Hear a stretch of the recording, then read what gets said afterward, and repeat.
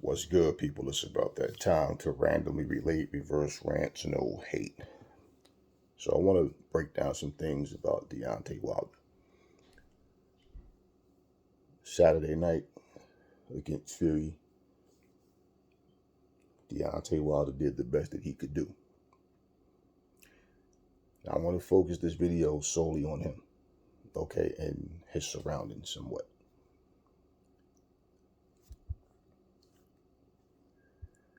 When we go back to these training videos and him and Malik Scott pretty much promising that it's going to be a completely different outcome. Wilder's going to be a completely different fighter. Fury's in trouble. He's going to sleep. Deontay told him he better fight like his life depended on it, because it did, and this was going to be the end of Fury. And there was a lot of things that was said that people took to face value, in the sense of thinking that Deontay was going to be a completely different fighter. As I've stated in a previous video, okay, in the video I did about the fight itself,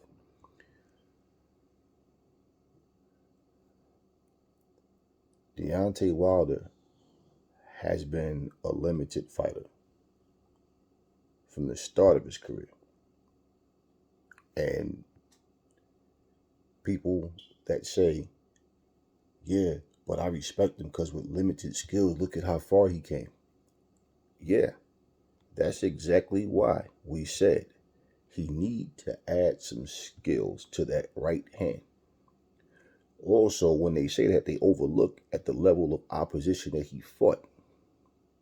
Deontay Wilder is not the first fighter that had limited skills that was able to beat and knock out guys that had more skill than him. But what was the level of their ability? You understand what I'm saying? So people, instead of you realize a lot of these people are immature, no matter how young or old they are. They don't have the common sense to understand that, yeah, he's getting away with it now. But when he starts fighting better fighters, that lack of skill is going to come into play. His limitations are going to be his downfall. Now, for people who don't understand that, imagine if he did know how to slip, catch and shoot. You know what I'm saying? Roll off the shoulder, swing over top, bam, to counter that jab. Imagine if he did know how to do that. Or imagine if he did know how to put combinations together. Imagine if he did have footwork. Imagine if he did know how to, move off his pivot, throw counter shots off awkward angles that, imagine if he did know that. Imagine if he did know how to double and triple jab, go to the body, go up head to the head, throw 2, 3 to the body. Imagine if look at everything I just named, and I can keep going. If he did have these things, but he doesn't. So for him to say out of his own mouth, when you knocking these guys out like that, you don't need to train. That was his words. And again, he was not looking at the fact you're beating guys. He's thinking like the fans in that sense. I haven't been fighting, that long, right? Let's say early on, and then up till even up until Luis Ortiz. But look at who you were fighting. We saw Kimbo Slice come into the MMA and destroy Tank Abbott, who's an MMA legend. But at that point, Tank Abbott, who was already just a brawler, didn't have any real discipline, really any real skills, but had a name and had a reputation for being a tough guy, for being a badass. And Kimbo Slice destroyed him. Several people Kimbo Slice beat, but we knew there were certain people you don't want to put Kimbo in there against because they're going to destroy Kimbo. Why? He wasn't ready. You understand what I'm saying? So let's not make it like, oh, well, they make it seem like Deontay Wilder walked down the street, walked into a gym, trained for 2 days, and was put in the ring with professional fighters. There's several guys who didn't have as much experience as Deontay. That wasn't the point. That should have been even his driving force to say, well, I didn't have a long amateur career, so I really need to get busy and really, learn everything that I need to learn. That's the problem with power punchers. They don't think they need those technical skills. We just saw Conor Ben, about what, a month ago now. Fight a guy, he won the fight, but you can see how limited he is when he can't get you out of this shit. He looks good throwing those fast, hard shots and when he gets you on the back foot, running, moving, and then when he starts catching you with shots and lighting you up, everybody, ooh, ah, right? But what happens? What happens when you fight a guy, even if you win, but he's good enough to make you to expose your limitations? You know, look at Ernie Shavers versus Larry Holmes. Ernie Shavers said he was injured in the first fight. Okay, you want to run it back. They run it back. What happened? He got beat again. So was you injured in that fight too? Yeah, I was. Okay, all right. Buddy McGirt said he was injured in the first fight against Pernell Whitaker. Now, Buddy McGirt was a good boxer, but he had his limitations too. That's my point. Ernie Shavers was another guy who had his limitations as well. You know, and because Ernie could punch, he thought he can get you out of there. He thought he could just get anybody out of there. James Kirkland is another guy. Everybody, James Kirkland was, oh man, yeah. But what happens when he gets in there with guys that's craftier than him, that can avoid the big shots? Well, when he dropped Fury, if Fury would have been knocked out, the point is he would have won, right? But what happens now is people are going to go, see, we sent Tay Jones in there who really didn't accomplish shit with the glove situation. And we made sure the gloves was right. See, Fury didn't cheat this time. And now when he fought him straight up, look at what happened. This is the narrative they would have created. This doesn't help Deontay.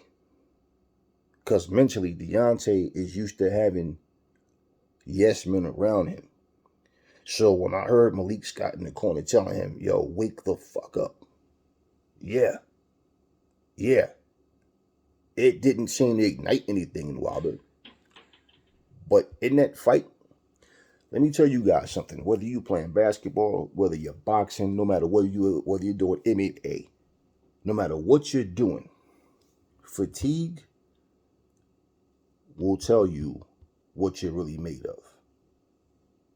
Not just in heart and determination, but skill. Can you still think the same way? Do you have the same confidence that you can still move the same ways? Can you avoid these shots? Are you willing to go in there and trade if you need to? All this type of stuff. Nobody ever questioned Deontay Wilder's heart in the ring. We've seen Deontay have wars where his eye was all knotted up and swole. There was lesser opponents, but we've seen him in there trying to go for the kill even though he was getting rocked. So nobody ever questioned his heart. The first fight with Fury went 12 rounds. So, you know, people, I'm going to tell you something. The internet, YouTube, all these social media outlets are a great thing, but at the same time, they're like a damn curse. Because I'm going to tell you something, and this is reality. I can have 50 people sit right here in my house right now, and we can all talk about boxing. Ain't nobody gonna be talking about suck my dick, fuck you, punk, bitch ass nigga, and all that. Or you hating on Wilder. Nope. You know what they gonna do? There's certain people can't come around me anyway, because I don't want to spend the rest of my life in prison for doing something to somebody, okay? But at the end of the day, what I'm saying, the conversations are different. We're discussing boxing. And let me explain to you. I said 50 people, but the 80 people that we all were talking to, half of them didn't even okay, I don't really. And I remember we sitting there, because we go out, we go to different sports bars, different places, and we relax. They get introduced to certain things. Sometimes people will come with the cell phone or the tablet or something like, yo, this the guy you said, okay, and they're watching it. Let me explain something to you. One thing that I would say is on camera, on a social media outlet, people will go for a guy because it's the popular scenario. Off camera, they'll say something completely different. Let me say this.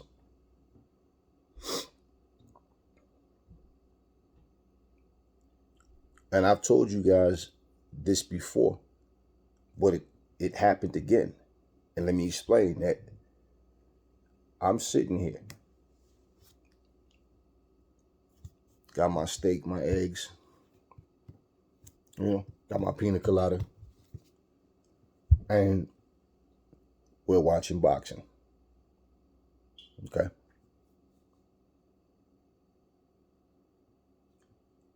How does 75 people, including myself, make 76? How does 75 people all say, nah, Wilder not gonna beat that motherfucker? He's not good enough. Only way he gonna beat him is if he knock him out. He gonna have to catch him and knock him out. All of them are black. So why is it when you get on social media, all of a sudden you're a sellout, you're a coon, you're Uncle Tom, or you rooting for the white man? Even if you wanted Wilder to win, okay, I'm the kind of person, even if I want a fighter to win, but I don't think he's going to win, I'm going to say it. I really didn't care who won, and I don't give a shit about their opinions. I'm just saying, social media is a great thing, but it's a curse at the same time. And these, y'all remember me bringing this up before, these casual idiots who don't know anything are trying to control narratives. They're trying to make people look at things through their lens. And when you do that, and you don't have knowledge of who these fighters are, which is why I break down and show this is such and such, this is such and such, and they watch and they'll go, oh, okay, right. For people who didn't even know who Deontay Wilder was saying, all he do is throw that right hand, man. Like, what the fuck? Like, let's explain something. If you watch the fight, Deontay Wilder started off, the only thing he did different, like I said, he started off throwing to the body, mostly the jab to the body. Cool. Suck the one out of him. Start hitting them in the kidneys. Get them liver shots in. Get them gut shots in. As these rounds start ticking up, he's going to start slowing down. He's going to start getting tired. That's the purpose. That's what the body shots do. Okay, you catch a guy right, you can fold him. Oscar De La Hoya, Bernard Hopkins, okay? We've seen it several times. Tank Davis, we've seen him put the guy down with body shots. Several fighters. But if you watch, he was doing it, and he was having success, and he was even coming in, throw the jab, bam, right to the body. You could hear Wilder grunting with them shots, like he was trying to really punish Fury.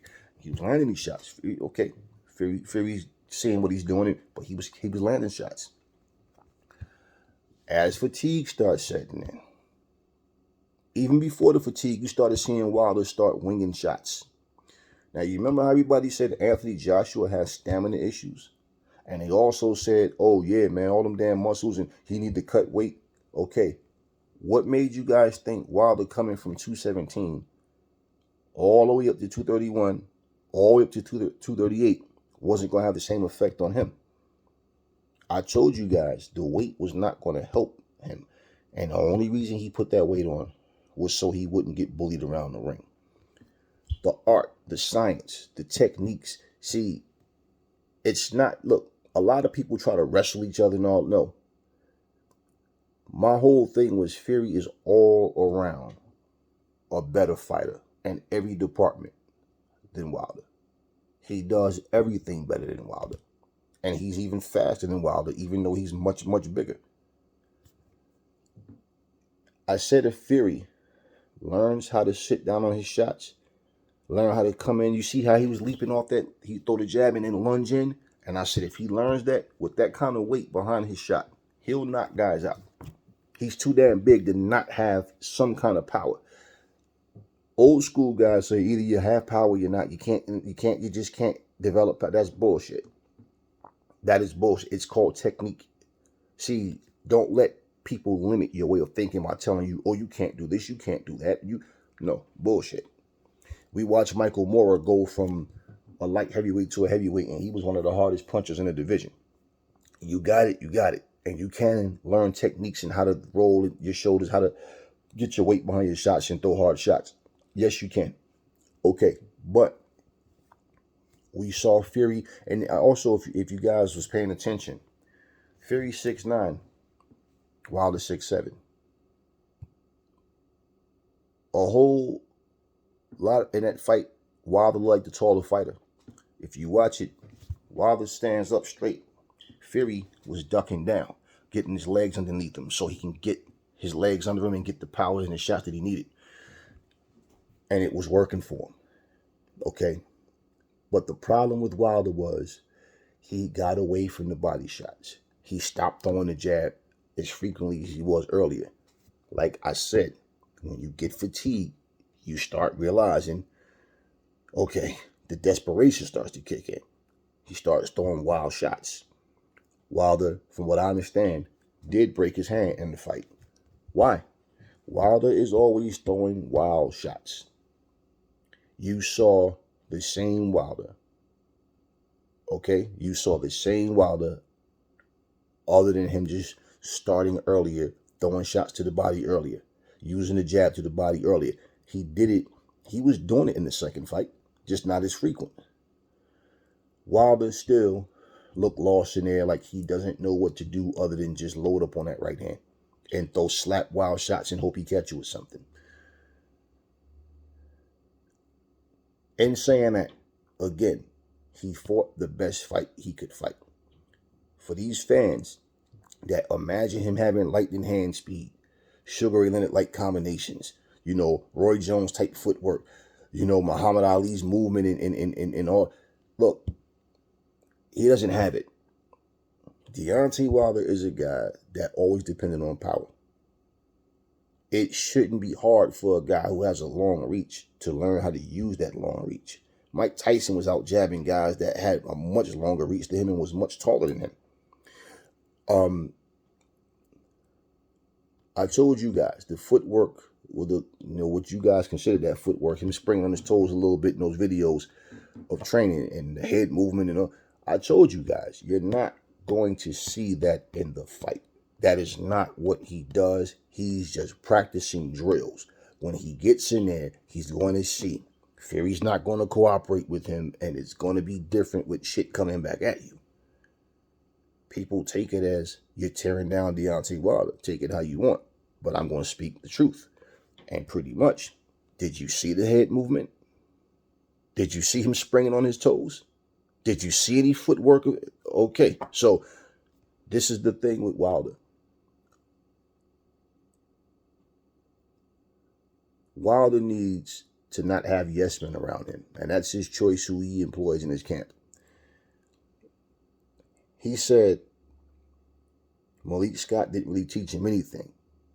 He just was able to bring out of him what he already knew. So does that not let you understand that in Wilder's head, he's better? He thinks he's better than what he actually is. Because what did you see different? Again, nobody questioned his heart, his determination to win. When he said he wanted to go out on his shield, I believed him. What I didn't think was cool was the antics, all of the accusations, the bullshit, firing Mark Breland and accusing him of doing this and that.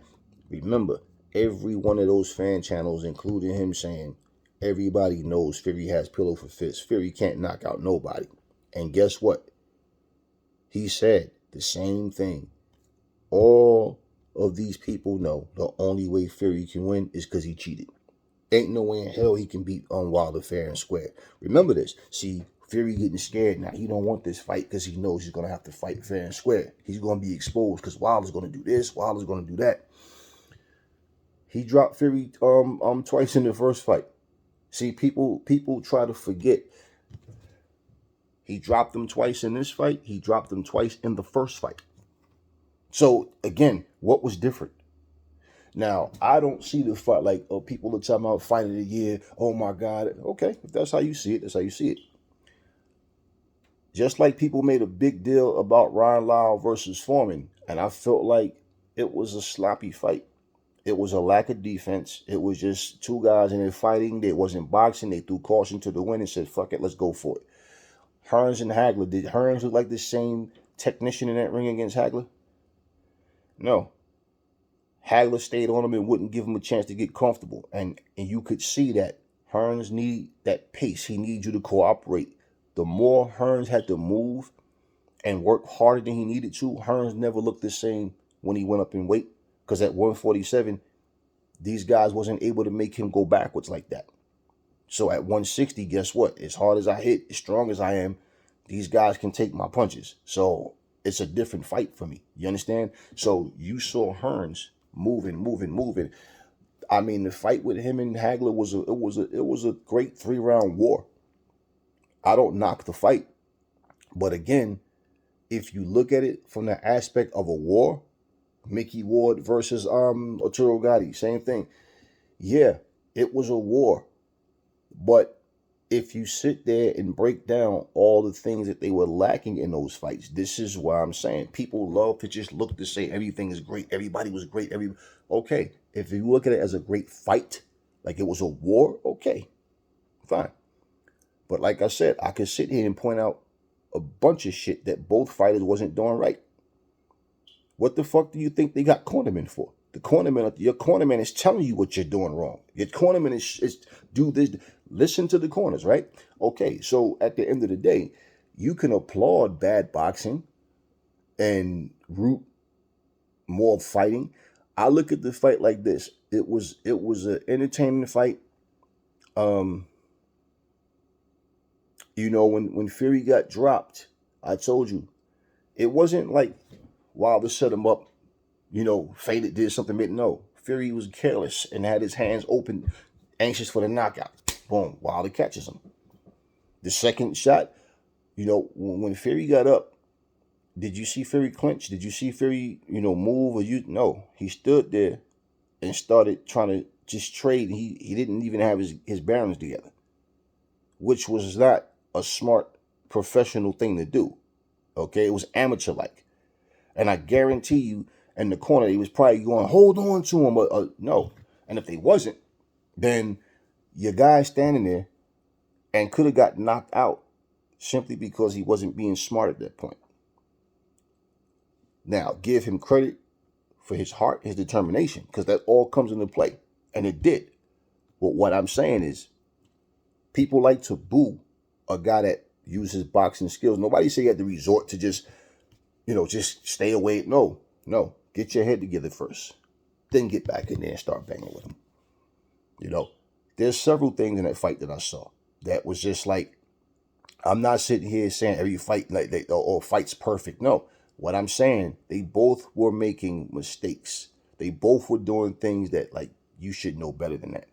The same shit that they was doing, if they were in the gym right now working with another fighter, or if they was out in the crowd watching a fighter cheering for him, they'd have been yelling for that fighter to stop doing the same shit that they was doing. This is what I'm saying. And I'm watching this and it's like, okay, I'm not looking for things to tear down about the fight. I don't see it like everybody else. Man, this is fight of the year. This was it was a fight, yes. But you got to understand something. Between the two, who's the technical guy? Fury. Wilder did exactly what we knew he was going to do. Well, most people was believing the hype that he was going to be a whole different fighter this time. Wilder's 35 years old. I don't know how many times he's broken his hand already. But at some point, the wear and tear on your body will start to kick in. Okay. Malik Scott said he didn't want Wilder. He did a interview with E! News. He did an interview with them and he said he didn't want Wilder to do interviews for a while. Okay. Which is, as far as I'm concerned, for the better. And Wilder needs to speak and be in the right state of mind. And one of the best things that he can have going for him, if what he said is true, that Malik Scott was able to bring the best out of him, then the brotherhood that he talks about, then Malik Scott should give him advice that he should listen to. And in that advice, Malik Scott should tell Deontay Wilder, listen, you fought this dude 3 times. Okay? The outcome didn't come in your favor. Out of those 3 fights, you got a draw and you lost 2.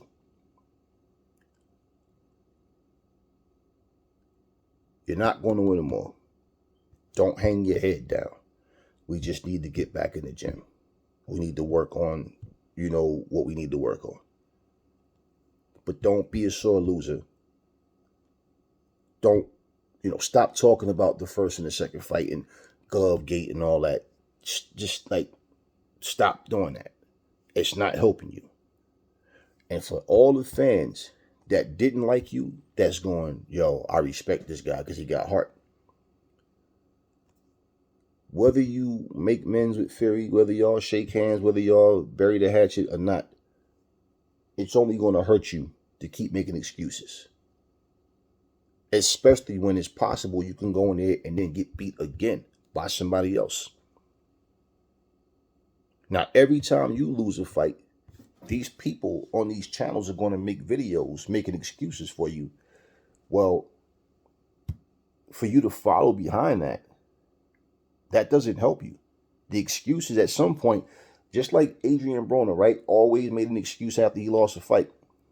You know, it was always this, you know, with Marcos Maidana, you know, he was so happy. Remember how he jumped up on the stage, jumping up, man, at the press conference, and he thought he was going to win this fight. After he lost, okay, he said that loss was the best thing that could have happened to him. It was a different approach than Deontay's. But every loss after that, excuse. His fans did the same thing, excuses for him. What did it do for his career? And you see how Adrian just faded out. And the thing with Adrian that was worse is because Adrian Broner is what, just 30-something now, 32, whatever, maybe, whatever. 30, 32, between 30 and 32, something like that. So he let a lot of good years go by. Deontay Wilder and Adrian have one thing in common with that. Their minds are not strong. Wilder was more comfortable with people believing that he was cheated. Again, now go back to the second fight when he lost. Now, yeah, in the first fight, he went along with saying that he felt like it was a long count. But no, if you remember initially, he was saying that's what made the fight exciting. He's like, he thought that Fury was out. Then all of a sudden he shut up like the Undertaker. And but that's exciting because the people like, oh man, like he got up and it was a great fight. See, but because it was a draw, he was able to say that. Now, if he lost the decision, looking at how he carried on from the second fight on, he would have made excuses. And most definitely, everything that he said about the first fight and complained about was only after the second fight. After the second fight, he said he's not going to make excuses. The better man won. Sometimes these things happen. Then he said, remember, his legs was already gone in the ring by the time he got to the ring. And just things that happened in back, you know, all of those things that he was saying in the back before I came out. Like 15 minutes before I came out, I already had things going on wrong. And all of these things that he was saying, that's all he said. You didn't hear anything about him. He had something in his glove. He didn't have pads in his glove. Somebody spiked my water. You know, what did he say? He's like, my corner, you know, threw in the chopper. I want to go out on my shield. But after all of these minions started making these excuses for him, he starts taking us in, and that became his excuses. That became his reason for losing. So getting rid of Mark Breland, what did it do for him? Your first fight with your new trainer ended up in a loss. Again, I'm saying it again. Nobody questioned his heart in the ring. Nobody questioned his right hand in the ring. It's always, nobody questioned his ability in the ring. People saw his limited ability in the ring. He admitted his limited ability in the ring. That's the same video where he trying to go back to the basics. Remember when Samuel Peters was rushing in, jumping on people, putting pressure on people, smothering them, trying to get them out of there, running in a straight line? Okay. Remember when his team tried to teach him how to box and they tried to completely change his style, and that just wasn't Samuel Peters, okay? He is naturally a brawler. Deontay Wilder, if you watch him fight, he doesn't engage like that. Deontay keeps his distance from you. He doesn't know how to measure distance really, but if he catch you sleeping, he will catch you with that 1-2. Okay? That's his bread and butter, and we know it. But Wilder, somebody like Emmanuel Stewart, for example, okay, who was able to take the Klitschko's, take Lennox Lewis. Those guys had boxing smarts. They were able to adjust and they got it. They understood it. Okay? They became different fighters. Deontay Wilder. I remember a video with him and Lennox Lewis out in the parking lot, and Lewis was showing him how to shoot a jab. Remember he was saying, you got yours, I want to get mine. And he was showing him, Lewis was showing him, he don't bring his jab way back. He has it, his hands out. So now when he shoot it, it's half the distance. You just touching with the jab. Use the jab as the setup. Let's go all the way back to that. Why am I bringing that up? What was he teaching him in that parking lot? The jab. Something that Deontay Wilder, for some reason, went from learning that from Lennox Lewis to not using it effectively. Look at how long ago that was. So with Mark Breland, and now with Malik Scott, why is it hard for him to not remember to keep that jab pumping? His jab was always just for a setup, and it was always a setup for the right hand. But to use it and understand that jab like a Larry Holmes or Ali or Thomas Hearns, he just doesn't have that. He just doesn't get it. And when the fatigue started to set in, we saw what happened. Now, for people saying, and I've said it like, yeah, he came in 238, right? Okay, let's understand something. Fury came in their last fight 256, 250 something. He came in 276 this time, right? So he came in 20 something pounds heavier. So they both did the same thing. But you see the difference in skill. That's what came into play. And they both showed heart and determination. Because Fury, when he got dropped, he didn't get up wilding all over the place, but he was dazed. That's why, that's why when he got up, he fought stupidly. Because now people would say, his bravery. It wasn't so much bravery. He was dazed. And he wasn't thinking smart. Okay. All that being said, like I said, it was an entertaining fight. I'm not seeing it like all these other people fighting it. Yeah, it was the greatest fight I ever saw. You must didn't see a lot of great fights then. But at the end of the day, it was an entertaining fight. I'm glad I saw it. Boxing won that night, and I feel like the whole card was good. I thought the whole card was good. And it was a good night of boxing.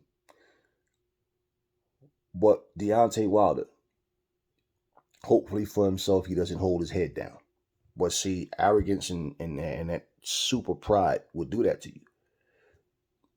Wilder needs to understand who he is in that ring and what he needs to work on going forward. It's only going to work if he applies it. He has to feel comfortable doing it, and he has to trust, have belief that he can do it. So, when people are saying, when we all are saying that he needs to do this and that, for any fighter, if you're not doing it, it's just because you can't. Whether you don't have the heart to do it, you don't trust, you feel like I'm going to get caught if I do that, or maybe you think you don't need it, but it's something he's going to have to work out. He's going to have to find what he needs to. And if, like I said, if like he said, Malik Scott was able to bring out the best in him, okay, well, you don't think that Deontay Wilder was giving it all he had in the first fight? You don't think Deontay Wilder was giving it all he had in the second fight? You don't think that? So to say that he gave it his all in the third fight, yeah, he gave it the best he had in both fights. His best might not have looked good. You understand? This fight was altogether more entertaining than the first two. See, and comparing it to the first two, yeah, it's like, yeah, it was much better because now it was both guys was back and forth. The first fight, he just got completely outboxed, and pretty much other than the rounds that he knocked Fury down in, people can say what they want about he won at least 5 of them rounds. No, I ain't seen no 5 rounds won. I saw him win those 2 rounds that he knocked Fury down in. Okay, but pretty much it was one sided, and the punch output, if you look at it, they wasn't even throwing a lot of punches in that first fight. But the anticipation of when Wilder connect, that's mostly what people was looking at. And the fact that Fury was able to avoid getting knocked out. Okay. Fury went down, what, third or fourth round, then got knocked down again in the last round. Wilder didn't get knocked down in the first fight. Second fight, completely different.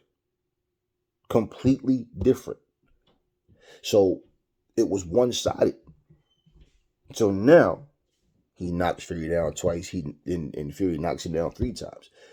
But and Wilder started out better than he did in the first 2 fights. And pretty much he abandoned, the jab going to the body as frequently as he was. He got tired. He started throwing wild shots. He resorted to going straight back on the line to avoid punches. He was getting tired. His hands way down here, his head open. Fury wasn't capitalizing on that. You guys look at from. That's why I said Fury. If Fury would have did what he did in the 11th round, he would have knocked Wilder out earlier. From that 6th round, I can say from the 4th, actually from the 4th, but from the 6th round, it was like Wilder. He on the stool looking like, he was gassed. He fought off of pure heart and determination, and Fury just didn't make him pay the way he should have. And because Fury got dropped, that's why Fury was being so cautious. Now, if Wilder sits down and analyze that fight, there's no need to say he was just too big and too well. You can say that because that was the fact that it wasn't just because he was big and strong. Okay, it wasn't because he was just too big. He knows how to use his size. That's the difference. Because we can go back, from like guys like Michael Grant. What's that guy they used to call Big Goofy? We can go. There's a lot of guys that we can look at even now. That's big guys that don't know how to use their size. Okay, Fury knows how to use his size. And like I said in the last video, Wilder made it easy for him to headlock him and put his weight on him because every time Fury would come in and throw shit, Wilder doesn't know how to slip and move, sidestep, get out the way, roll his shoulder, counter over top. He just ducks his head down. And Fury puts his weight on him. Thank you, sir. And he makes it easy for him. So this is what I'm saying. When he said Malik Scott really didn't teach him anything, you guys didn't take that as, that don't sound good. See, you guys were so busy cheerleading for Wilder that you're not understanding. Okay, I'll give you this story again. Okay, to make this analogy so it can stick with you guys. When you care about people, you tell them the truth. You don't tell them what they want to hear to make them happy. My kids wanted to play basketball, and I told them it's going to be different when you play these kids in school that are playing on a team versus you playing out in front of the house or just in the park with people that just throw the ball and shoot and just playing for fun. So what you're going to find is that these guys are on a different skill level. You can't sit here, suck your teeth, roll your eyes, get pissed off, and be a poor sport. You got to understand, playing against people that's better than you will make you better than them, or at least as good as them. It depends on how hard you push yourself and how much actual, natural ability that you have. But understand, if you're doing this because you just think it's fun, because on a video game it's fun, or because when you outside it's fun, understand, you got to mature and realize. Now, when I told them back then, they heard it, and when they would play, you could see that it didn't register right away. Now, as they got a little older and mature, they get it. Now you see them out there, everything I'm telling them, practice this. Look, you can see you don't feel comfortable going to your left. You only feel comfortable going to your right. They're going to shut that down right away. You don't have handle. You only dribble with one hand. Now you see them, they're dribbling both hands, going behind the back, going to the right, going to the left, cross up. Much improved from what they was by far. This version of them will destroy their old version, and they can compete with these guys now. But if I sat there and said, you know what, he got lucky, that's all. You didn't like yourself out there. Don't worry about it. I know you really could beat him. You're really better. But no, No, no, no, no. And parents will do that to not hurt their kids' feelings. They feel hurt inside to see their kid, feeling down and depressed and not feeling like, they feeling like they failed at something. But you got to be honest with them, work with them. But and you know what? They're not always going to get it at the same time. But like I said, now some years later, you see them taking it more serious and understanding. Now they get it, and this is what Wilder needs. He needs for the people around him to be honest with him. But you can't walk around here with an attitude like I'm the boss. What I say goes, and if I want you to kiss my ass, and that's what you're gonna do. Don't tell me the truth. If the truth gonna piss me off, don't go telling me I need to add skills to my right hand. No, if that's the attitude, then it doesn't matter who trained you. You're never gonna grow as a fighter. And at this age, it's gonna be very difficult. At this stage in Wilder's career, the things he needs to work on, he needs to really work on moving his head. He really needs to work. But this is my point, is when you've been doing something for so long, and have been so headstrong into psyching yourself to believe, okay, that all you need is that right hand, it's that much more difficult for you to really add these elements because you're not used to it. If you think about something, you notice when he throw his uppercuts, how he throw them so wide, and Fury just didn't capitalize on that. Notice how he throw his left hook like a slap. He leaves himself wide open. Okay, and I remember him winging like a left hook a couple of times. Was wide open. Fury didn't make him pay. At the same time, right? He went in a couple of times. I saw him in like close quarters. Throw an uppercut, one to the body. Not combinations, one, right? Remember when Lennox Lewis fought Tyson? Lewis could have got Tyson out of there much sooner than he did. Tyson was done. But remember, the man still started yelling, "Get this motherfucker out of here! You gonna get caught with some crazy shit." Remember that? And I'm sitting there watching the fight like, Lewis, why are you holding back? They were being cautious. Lewis didn't get dropped. But because he respected Mike's power, he was just being cautious. And all of a sudden, you see Lewis dropping his hands. And when Lewis starts doing that, that means, okay, I got you now. And pretty much, but it's like he was doing that. But it's like, what are you waiting for? Finally, he got Mike out of there. Okay.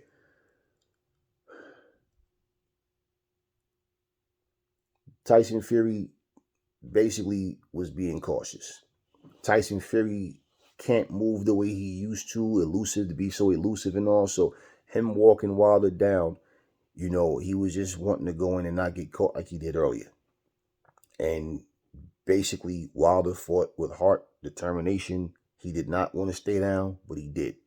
That was that. And again, his left ear was bleeding again. Okay, again. His lip was all bust up again. His eyes was messed up. He was, pretty much he was getting beat on badly. And this is why I said, when you watch a guy fight, watch everything they do. Watch everything.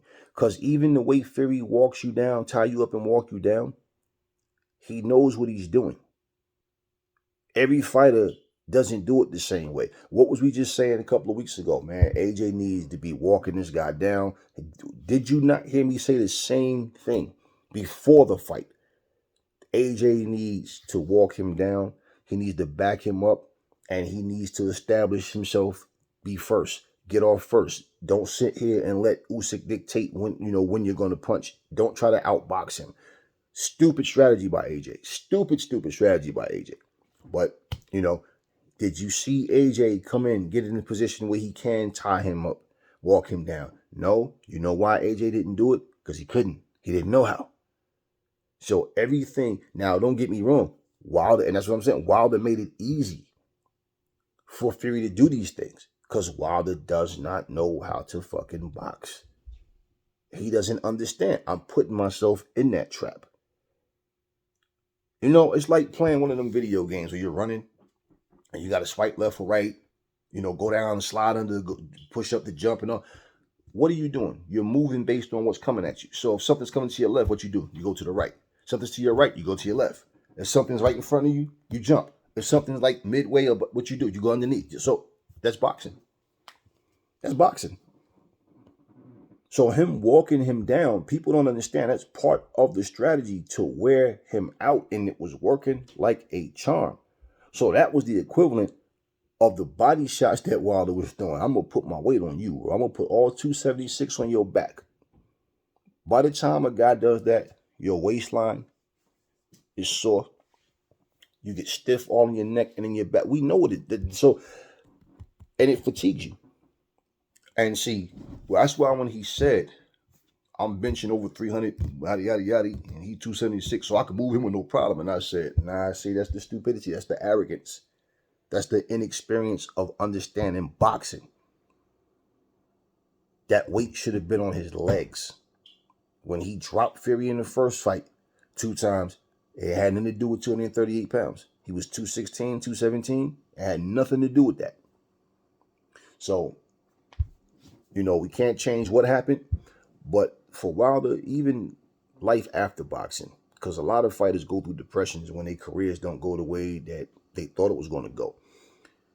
And when, especially somebody who think they can knock everybody out, and all of a sudden they go out in a losing effort.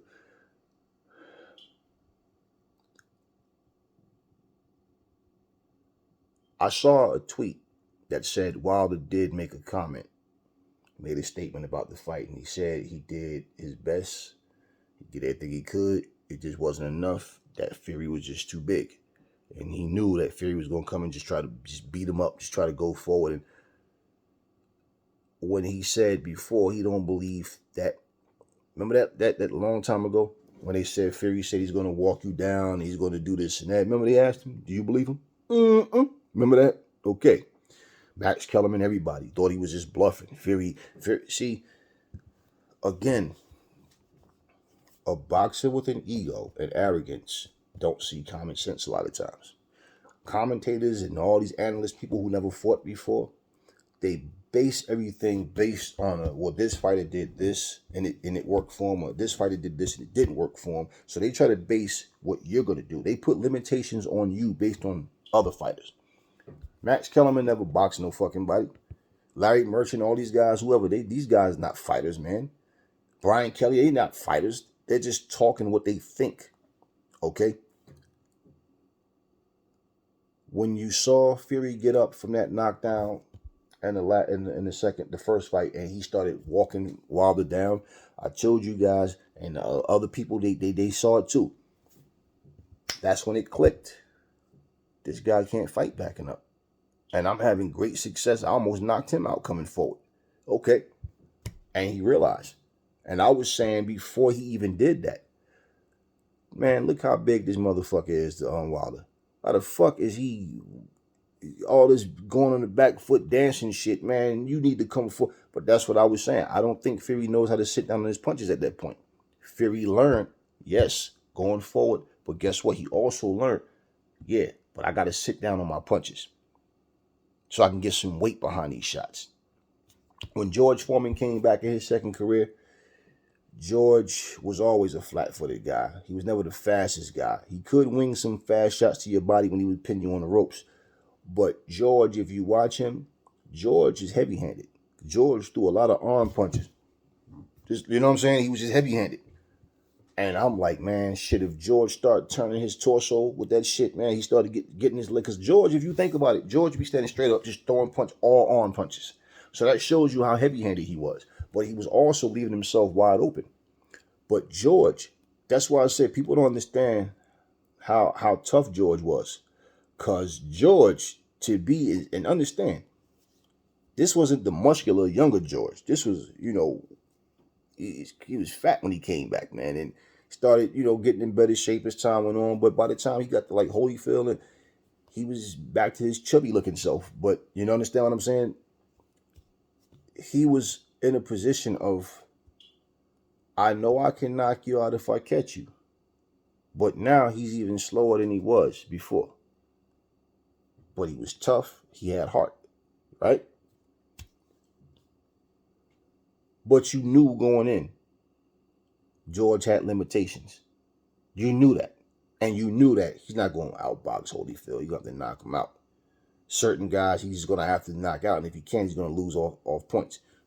So You look at any other fighter in history, man, and you know, fans, biased fans are gonna be biased fans. But what I'm saying, if you look at any other fighter, even like right now, you know, everything now is so petty. Oh, you a hater, you a hater, you a hater. Everybody's a hater. If you don't like Oreo cookies, oh, you a hater of Oreo cookie, whatever. Fuck you.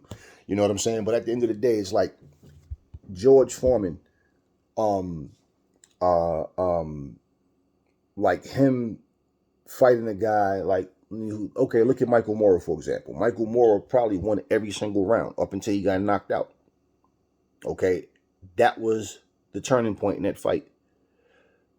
But what I'm saying, listen at George Foreman's mindset then versus when he fought Ali.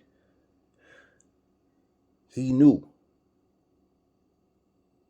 if it's a possibility of me going 12 rounds, I can lose. I got to know when to turn up. You didn't really see George have a change in game plan. George was just same thing. But what happens is Michael Moorer fell asleep in there. And George Foreman is watching. George Foreman is crafty. He's a veteran. He knows, like, okay, he caught him with the same punch twice. Jab, right hand. Jab, right hand. Boom. And dropped him. It was over for him. Okay?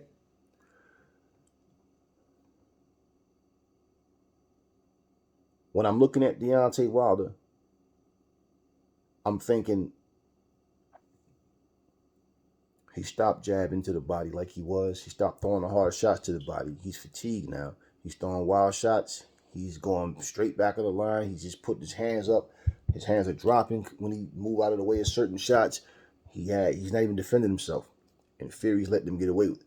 Okay. Now, that look in his face with his mouth wide open is the same look he had in his face in the second fight. And I'm like, he don't look good. Fury could get him out of here right now if he just jump on him. But like I said, because Fury got dropped, Fury was trying to be cautious. Okay. When he got knocked out and Fury went over there to, you know, shake his hand, again, I said that in the last video and I say it again. I don't feel like he was at fault for not shaking his hand, and I wouldn't feel like Fury was at fault if he didn't go shake his hand. Okay. Lennox Lewis did nothing to Mike Tyson.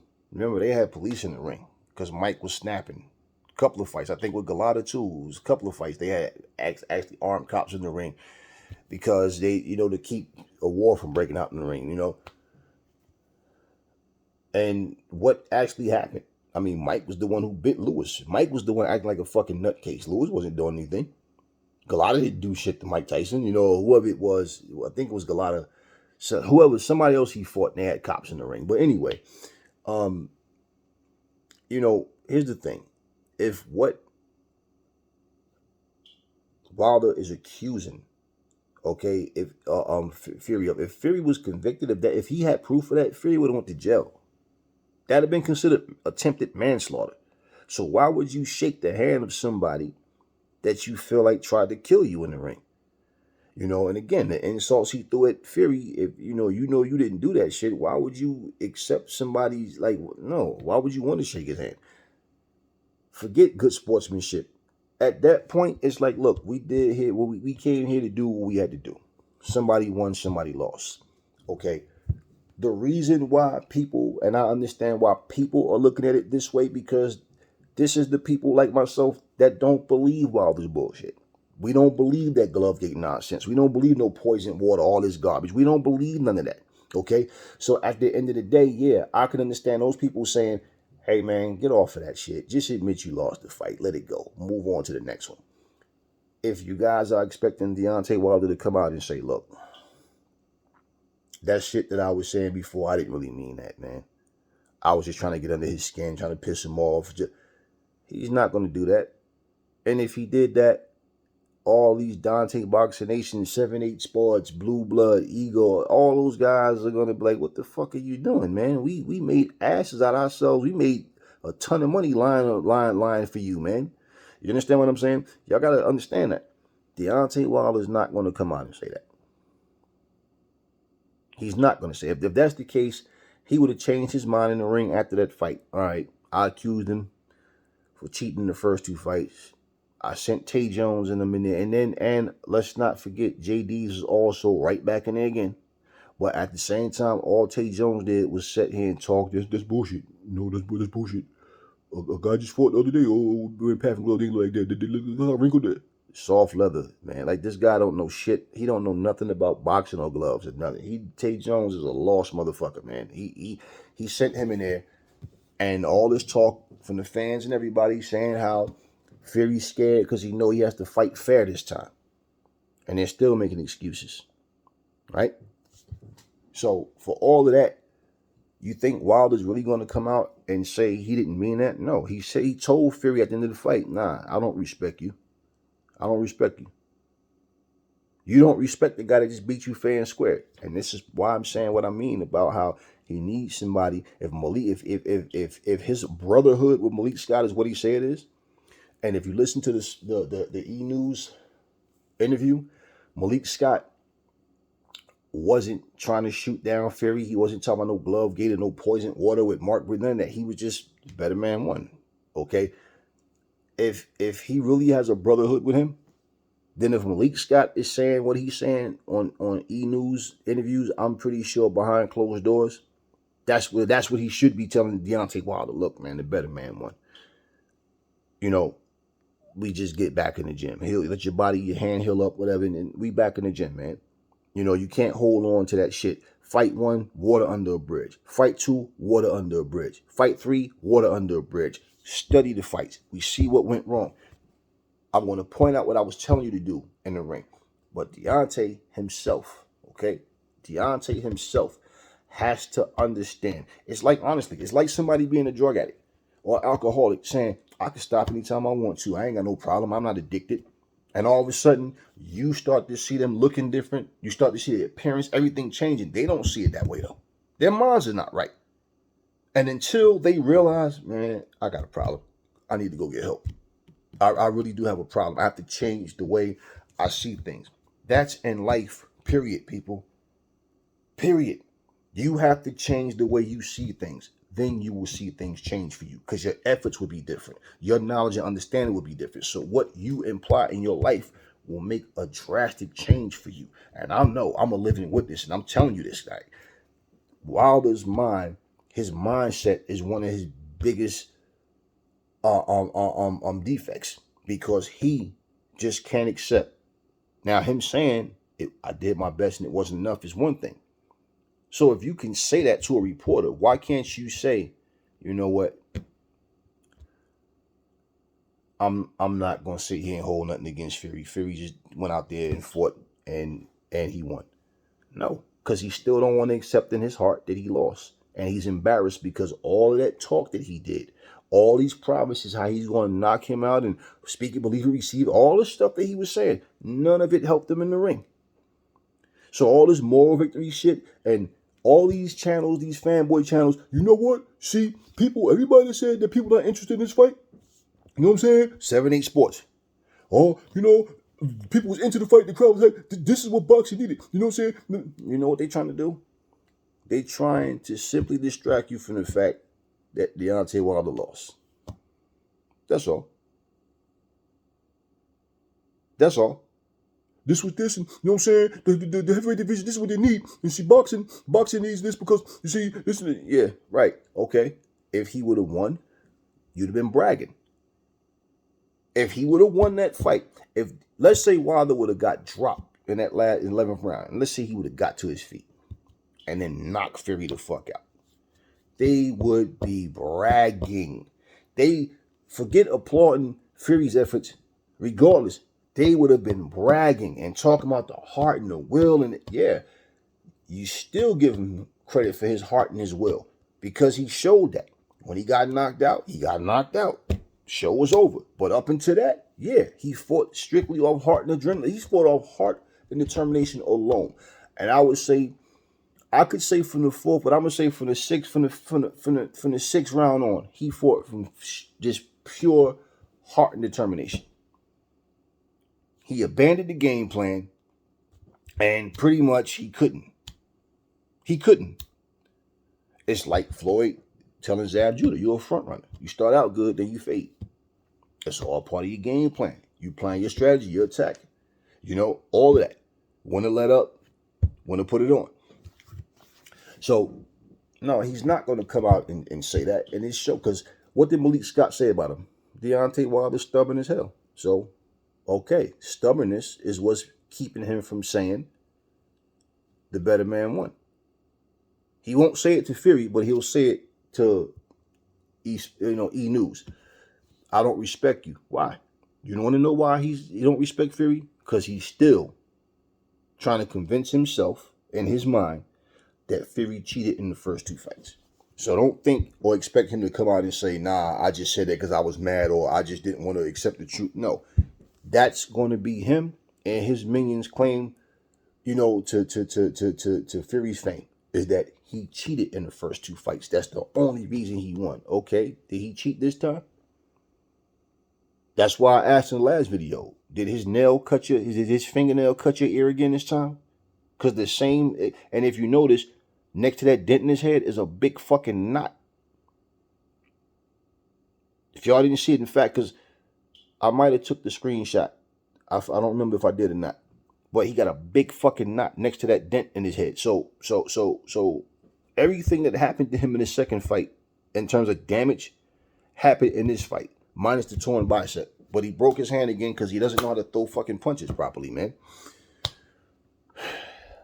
So, overall, Deontay needs to understand, if it's the Deontay way or the highway, you're never going to change as a fighter or a person. You can't be, everything has to be this way. You have to learn how to adjust and adapt. I remember parking a fucking big-ass 18-wheeler. I remember parking a fucking box truck, a school bus. I done got endorsements for all that shit.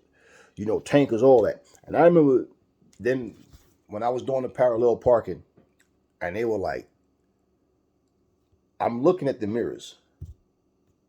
Your instructors have a way of, if you do it this way, you'll get it every time. Well, what happens when you misjudge and all of a sudden you're not lined up the way you normally are? Because when you on a road, ain't no cones. See, it's cones when you practice, right? So now all of a sudden I'm backing up and I see, okay, man, I'm off. I got it. While watching my mirrors, I know how to maneuver and get in. Guy goes, I don't know how the fuck you did it, Aries, but damn, you did it. At first, I'm like, damn, Aries, nah, you fucking it up.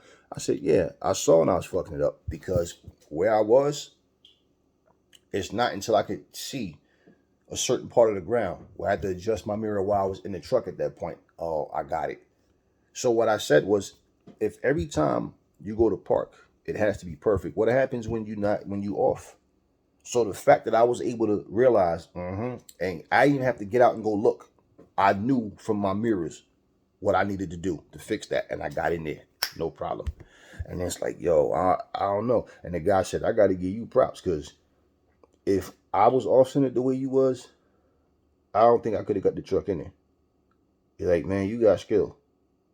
I'm like, yeah, that's the fuck we do, man. I'm not competing with anybody. It's just the understanding, the know-how to be able to fix and correct things. So everything can't just be this one way. Because now, if you got to find a way to fix it, you're impulsive to find that solution. Because damn, what do I do now? And I didn't get out one time. And anybody drive trucks, you got to get out and look. Nah, I didn't even do that. I said no. I got to trust my mirrors and my judgment, and that's what I did. Okay, so bottom line is, everything is not going to be super easy for you. And if you feel as though everybody has to tell you yes all the time, nobody can tell you when you fucking up, then you'll never, ever, ever, ever get to a next level. You'll be on that same level. And if you're complacent with that, then fine, so be it. But that's what I feel like Deontay needs. And he said he has a brotherhood with Malik Scott. So Malik Scott need to tell him what he needs to hear, not what he wants to hear. And if he respects Malik Scott the way he says he does, he'll understand he's only telling him this for his own good. And, him and Fury ain't got to be friends, whatever. I don't expect him to admit that he's just delusional and saying this shit because he's too stubborn to just admit that the better man won. But at the same time, that would be the first huge step in him opening his mind, his heart, and his understanding to reality being, you know what, I just got beat. I got to try harder. Because like I said, if you could sit down and with E! News, it wasn't E! News. My bad. It wasn't E! News. E! News is who Malik Scott had the interview with. I forgot who. I just saw a tweet from Wilder. Yeah, Malik Scott. Let me say it again. Malik Scott was the one who did an interview with E! News. But on Twitter, there's a quote from a statement. I forgot who it was that Wilder said that I tried my best and it just wasn't good enough. You know, like he was just too big. But this is the whole point. If you can say that to an interviewer, but you couldn't say that to Fury, just goes to show you that he knows he truthfully just got beat. Otherwise, to tell Fury, I don't respect you, but then admit to a reporter he was just too big. Not, oh, his gloves was this and that, or his gloves was loaded, they were unloaded. No. Oh, I feel like I had the heebie-jeebies, somebody put some on. No, none of that shit. If you can say that, that means you know. You know what it's like? I've seen people do this shit. Somebody do something wrong to you, and they're too stubborn to come to you and say, hey, you know what? My apologies about what I did. So they'll pray and go, Lord, if I was wrong about what I did, please forgive me. But Lord, you know, your word says I'm a sinner. And Lord, I just was not thinking oh, right. So I'm admitting to the Lord that I was wrong. Or, because basically I wouldn't be asking for forgiveness if I felt that I was right, right? But I'm not going to apologize to the person that I did something to. So basically, that's where Wilder is with that. You know, he says that Fury was just too big. My best, you know, wasn't good enough. I tried my best, right? But it wasn't good enough. And just like the last fight, he was immediately rushed to the hospital. Okay? So, deep down inside, he knows that the better man won. And it eats him up because his ego made him think, nah, Fury can't beat me. And he said he got pillows for fists. You ain't knocking nobody out. Look how confident he was when he said that. And what made it so bad, what really scars the ego, got knocked out with one punch. It wasn't even a combination. It was one punch by the feather-dusted, pillow-fisted Fury, right? I told you guys, man, he's not the biggest puncher, but that type of weight, if he sits down on his shots, he can get you out of there. And he got the job done. You know, but Wilder, if for him to hold his head up, not because he's arrogant, not off of arrogance and ego, okay, and want to tell yourself, lie to yourself about what happened. But if he can hold his head up and realize, you know what, I tried my best. I put up a hell of a fight. I fell short. Okay. I got to open my mind and I got to learn to listen and understand what I did wrong, what I need to do to fix that. Reality is, they could fight 10 times. Unless he knocks Fury out, I think Fury will beat him every single time. So at the end of the day, as a man, as a father, as a husband, okay, as a human being, we need to carry ourselves with dignity. Not foolish pride, but pride to the point where we have self-respect and understand that if something doesn't go your way, guess what? There's always tomorrow. Never fall in love with lies. Remember, the truth brings hate out of people, and I will catch y'all on the next video.